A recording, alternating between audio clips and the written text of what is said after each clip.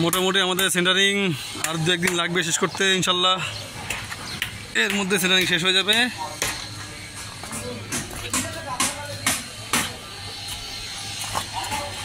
আর এই হচ্ছে আমাদের র্যাম্প,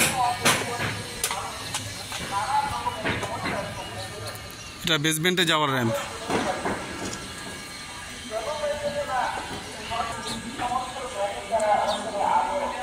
আর এটা হচ্ছে আমাদের গ্রাউন্ড ফ্লোরে ওঠার র্যাম্প।